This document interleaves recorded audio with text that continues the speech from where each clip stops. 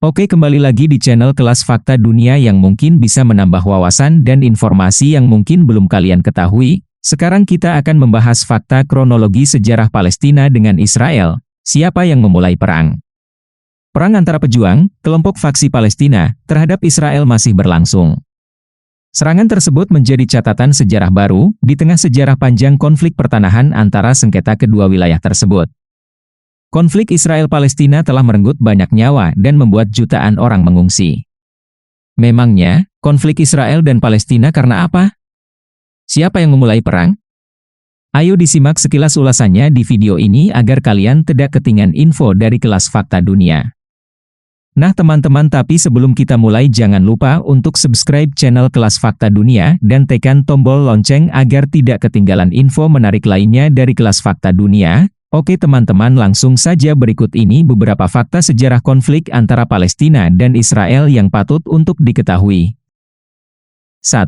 Deklarasi Balfour 1917, pendirian Rumah Nasional Yahudi, pada tanggal 2 November 1917, Menteri Luar Negeri Inggris saat itu, Arthur Balfour, menulis surat kepada Lionel Walter Rothschild, seorang tokoh komunitas Yahudi Inggris.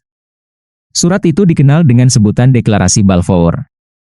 Isi surat tersebut memberikan dampak guncangan besar terhadap Palestina, yang masih terasa hingga saat ini. Di mana, isi perjanjian dalam surat mengikat pemerintah Inggris untuk mendirikan rumah nasional bagi orang-orang Yahudi di Palestina, serta memfasilitasi pencapaian tujuan itu. Mandat Inggris dibentuk pada tahun 1923 dan berlangsung sampai tahun 1948. Selama periode itu, Inggris telah memfasilitasi migrasi orang Yahudi, banyak penduduk baru yang melarikan diri dari Nazisme di Eropa. Namun, warga Palestina khawatir dengan perubahan demografi negara mereka, serta penyitaan tanah merdeka oleh Inggris untuk diserahkan ke pemukim Yahudi.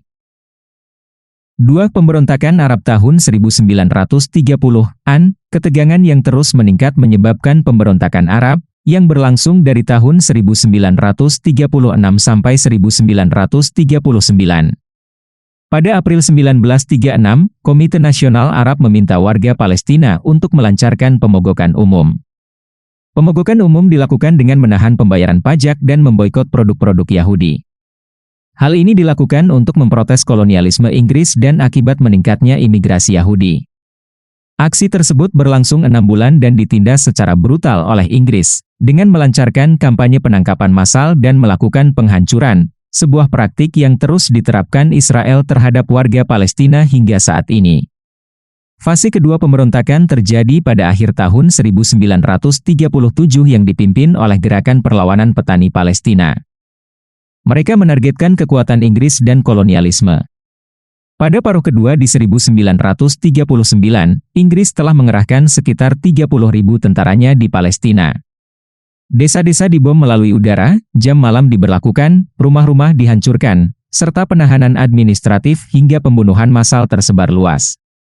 Di saat bersamaan, Inggris juga berkolaborasi dengan komunitas pemukim Yahudi dengan membentuk kelompok bersenjata dan pasukan kontra pemberontakan yang terdiri dari para pejuang Yahudi yang disebut pasukan malam khusus, yang dipimpin Inggris. 3. Keputusan PBB tahun 1947. Di tahun 1947, populasi Yahudi telah membengkak menjadi 33% di Palestina, dan mereka hanya memiliki 6% tanah.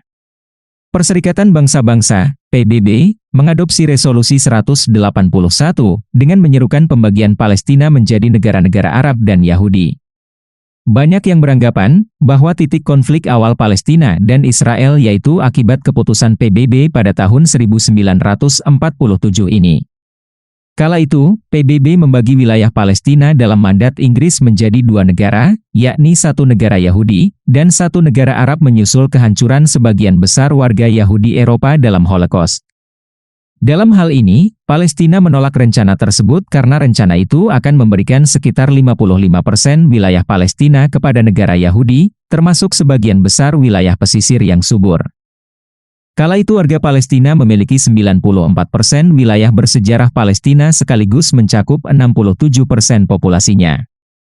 Dilansir The Guardian, baik Palestina maupun negara-negara Arab tidak menerima pendirian Israel modern.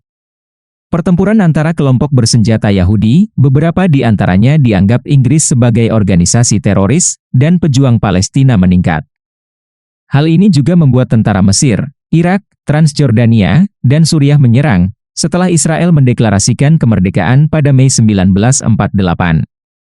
Perjanjian gencatan senjata pada tahun 1949 menetapkan perbatasan baru secara de facto dengan memberi negara Yahudi tersebut lebih banyak wilayah dibandingkan dengan diberikan berdasarkan rencana pembagian PBB. 4. Pembersihan etnis Palestina, Nakba, tahun 1948, sebelum mandat Inggris berakhir pada 14 Mei 1948, para militer Zionis sudah memulai operasi militer untuk menghancurkan wilayah Palestina, demi memperluas perbatasan negara Zionis yang akan lahir.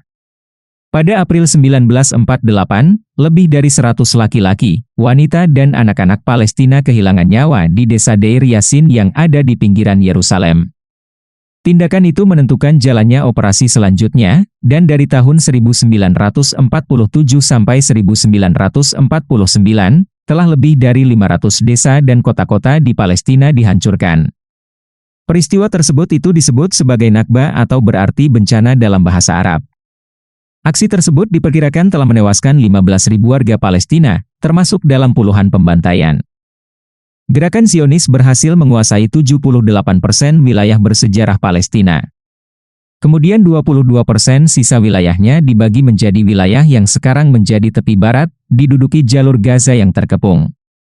Alhasil, diperkirakan ada 750.000 warga Palestina yang harus meninggalkan rumah mereka dan mengungsi ke negara tetangga, seperti Yordania, Suriah, Mesir, dan Lebanon.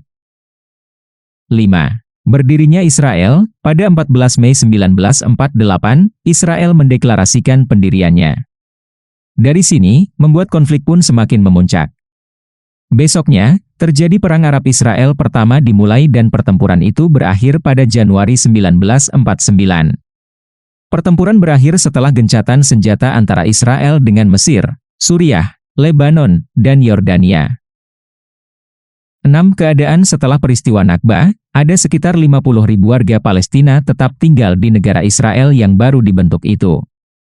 Namun mereka hidup di bawah pendudukan militer dan bahkan dikontrol ketat selama hampir 20 tahun, sebelum mereka akhirnya diberikan kewarganegaraan Israel. Pada 1950, Yordania memulai pemerintahan administratifnya atas tepi barat dan Mesir mengambil alih jalur Gaza.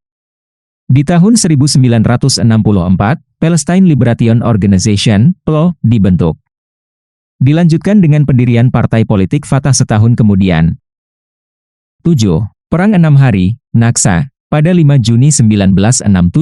Selama Perang 6 hari melawan koalisi tentara Arab, Israel berhasil menduduki sisa wilayah bersejarah Palestina, yang diantaranya jalur Gaza, tepi barat, Yerusalem Timur, dataran tinggi Golan Suriah, serta semenanjung Sinai Mesir. Hal itu pun menyebabkan perpindahan paksa kedua bagi warga Palestina. Peristiwa ini berarti kemunduran, atau dalam bahasa Arab disebut Naksa. Pada Desember 1967, Front Populer Marxis-Leninis untuk Pembebasan Palestina pun dibentuk. Pada dekade berikutnya, ada serangkaian serangan yang dilakukan kelompok sayap kiri. Hal ini menarik perhatian dunia terhadap penderitaan rakyat Palestina.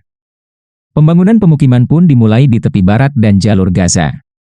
Di sini, ada sistem 2 tingkat yang diciptakan, di mana pemukim Yahudi diberikan semua hak dan keistimewaan sebagai warga negara Israel, sementara warga Palestina harus hidup di bawah pendudukan militer yang melarang segala bentuk ekspresi sipil atau politik. 8. Intifada pertama tahun 1987 hingga 1993 dan berdirinya pejuang Palestina. Intifada berarti perlawanan. Intifada Palestina pertama dilakukan di jalur Gaza pada bulan Desember 1987. Tepatnya setelah 4 warga Palestina tewas akibat truk Israel yang bertabrakan dengan 2 van yang membawa pekerja Palestina. Protes menyebar dengan cepat ke tepi barat. Kala itu pemuda Palestina melemparkan batu ke tank serta tentara Israel.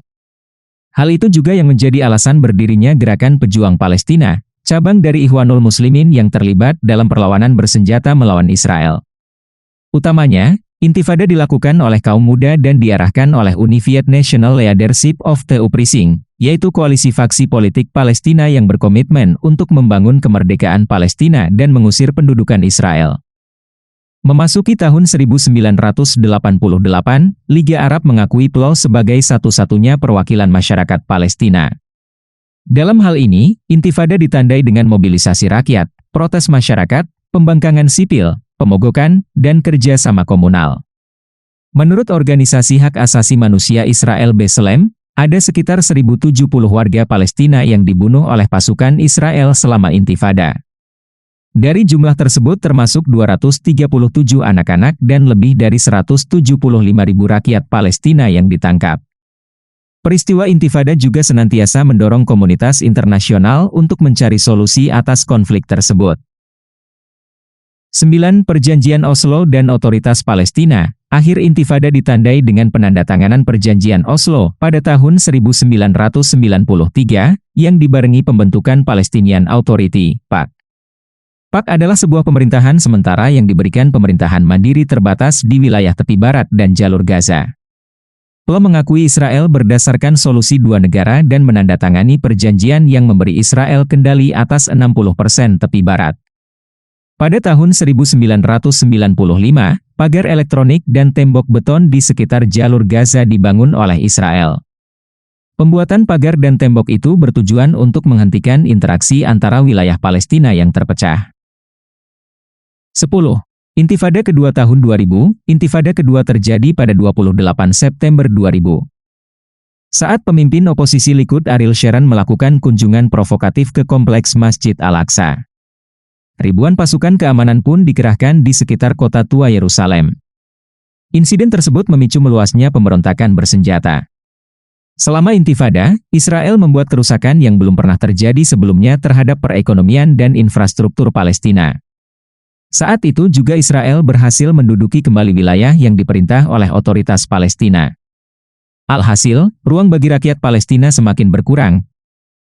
11. Perang Jalur Gaza. Israel telah memberikan 4 serangan militer berkepanjangan di Gaza, yaitu pada tahun 2008, 2012, 2014, dan 2021. Lancaran serangan itu pun telah menewaskan ribuan warga Palestina dan merusak puluhan ribu rumah, sekolah, dan gedung perkantoran. Tahun 2008, perang melibatkan penggunaan gas fosfor. Kemudian, pada tahun 2014, perang dalam kurun waktu 50 hari, Israel telah menewaskan 1.462 warga sipil dan hampir 500 anak-anak. Pada tahun 10 Mei 2021, Israel kembali meluncurkan serangan ke Masjid Al-Aqsa, yang dipicu oleh perebutan wilayah Yerusalem Timur tepatnya Sheikh Jarrah. Sekitar 11 hari perang, kedua negara menyepakati gencatan senjata dan gencatan senja pun dimulai pada Jumat, 21 Mei 2021. 12. Serangan pejuang Palestina ke Israel tahun 2023. Pada 7 Oktober lalu, pejuang Palestina menyerang Israel dengan menembakkan ribuan roket ke arah Israel. Ada sekitar 1.400 orang Israel tewas dan 4.562 lainnya terluka. Kemudian pasukan Israel pun menanggapinya dengan mendeklarasikan keadaan waspada perang. Serangan balasan Israel di jalur Gaza pun kini menjadikan konflik ini menjadi wilayah yang belum dipetakan. Setelah serangan Israel, pihak berwenang Palestina menyebut bahwa setidaknya 3.478 orang tewas dan 12.065 lainnya terluka di Gaza. Para pejabat pertahanan Israel membeberkan bahwa semua aliran makanan dan listrik ke Gaza akan diputus. Hal ini dilakukan sebagai persiapan untuk pengepungan total. Serangan-serangan itu telah menimbulkan perhatian baru dan memicu protes di seluruh dunia. Konflik ini pun akan menjadi tanda dimulainya babak baru di tahun-tahun mendatang. Nah itu dia teman-teman, setelah kalian mengetahui beberapa fakta sejarah konflik Palestina dengan Israel, apa pendapat kalian tentang hal tersebut? Itu dia tadi pembahasannya, semoga bisa bermanfaat untuk kita semua. Demikianlah fakta menarik dari kami. Terima kasih ya teman-teman, semoga kalian sehat selalu dan semoga ini dapat menambah informasi dan pengetahuan untuk kita semua. Nah menurut kalian gimana? Seperti biasa jangan lupa untuk komentar di bawah dan ikuti terus video-video menarik lainnya dari Kelas Fakta Dunia.